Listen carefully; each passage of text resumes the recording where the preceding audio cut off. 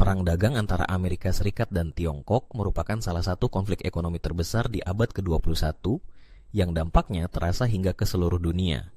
Konflik ini bermula dari ketegangan yang sudah lama terpendam terkait ketidakseimbangan perdagangan, praktik perdagangan yang dianggap tidak adil, serta persaingan dalam penguasaan teknologi dan industri strategis. Pada awalnya, Amerika Serikat mengeluhkan defisit perdagangan yang sangat besar dengan Tiongkok. Setiap tahun, Amerika mengimpor barang-barang dari Tiongkok dalam jumlah jauh lebih besar daripada yang diekspor ke negara tersebut. Selain itu, Amerika menuduh Tiongkok melakukan praktik-praktik seperti pencurian kekayaan intelektual, pemaksaan transfer teknologi kepada perusahaan asing, serta subsidi besar-besaran kepada industri dalam negerinya yang membuat persaingan menjadi tidak seimbang. Ketegangan mulai memuncak pada tahun 2018 ketika pemerintahan Presiden Donald Trump mengumumkan tarif impor baru terhadap produk-produk asal Tiongkok senilai ratusan miliar dolar. Langkah ini diambil dengan tujuan melindungi industri Amerika dan memaksa Tiongkok untuk mengubah kebijakan perdagangannya. Tiongkok pun tidak tinggal diam. Mereka membalas dengan memberlakukan tarif serupa pada produk-produk Amerika, mulai dari kedelai, mobil, hingga minuman keras. Perang tarif ini membuat harga barang-barang impor dari kedua negara menjadi lebih mahal, baik bagi konsumen maupun produsen di masing-masing negara. Banyak perusahaan Amerika yang bergantung pada bahan baku atau komponen dari Tiongkok mulai merasakan tekanan biaya produksi yang meningkat. Di sisi lain, petani Amerika yang selama ini menjadi pemasok utama kedelai ke Tiongkok juga terkena dampaknya karena ekspor mereka turun drastis.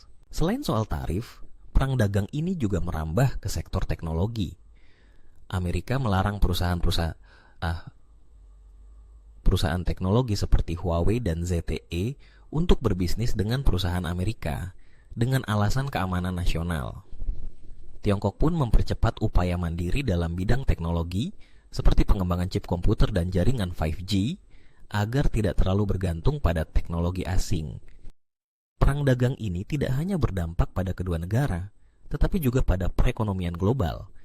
Banyak negara lain yang terjebak di tengah perseteruan ini karena rantai pasok global yang sangat terintegrasi.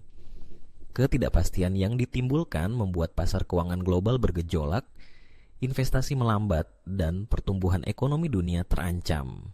Selama beberapa tahun, kedua negara berusaha melakukan negosiasi untuk mencari jalan keluar. Pada awal 2020, tercapailah kesepakatan tahap pertama, di mana Tiongkok berjanji untuk meningkatkan pembelian produk-produk Amerika, sementara Amerika mengurangi sebagian tarifnya.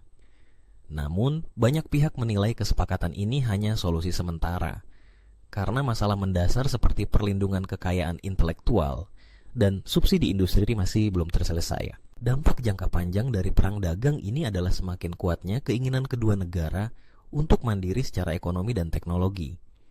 Amerika mulai mendorong perusahaan-perusahaannya untuk memindahkan pabrik dari Tiongkok ke negara lain atau bahkan kembali ke Amerika.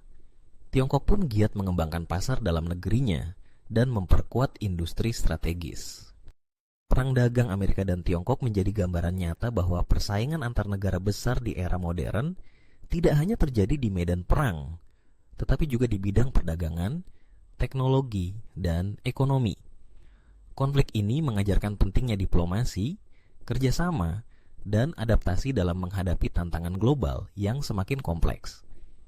Satu hal yang pasti, dunia kini harus bersiap menghadapi dinamika baru dalam hubungan internasional, di mana ekonomi dan teknologi menjadi senjata utama dalam persaingan global.